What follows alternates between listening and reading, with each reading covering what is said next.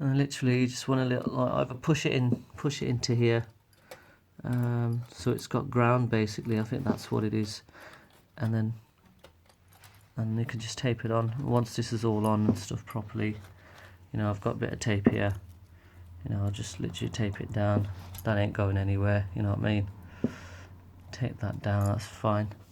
And then you just you redo these, put them on the outside, and ensure there's no excess obviously, and make sure it's not touching anything else, because obviously when it's on, you know, you're going to cause a lot of sort of mix signals or sounds or whatever it's going to be.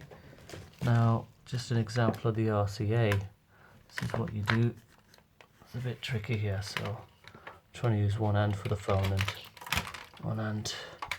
That's it. That's what it'll look like. So it's the side angle. Ignore ignore anything underneath. Just focusing on that port there.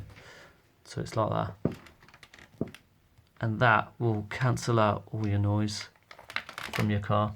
It's not tricky. It's not hard. It's so simple to do.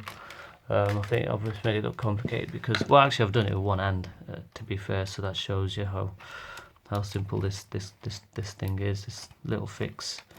But yeah, this will definitely solve your noise cancelling, your noise issue, your whining noise from your car when you're putting your RCAs and stuff. You only have to do it on one end. You don't have to do it from the amp and vice versa. You just do it from your stereo, and it will solve your issue. All right. See you guys. Good luck.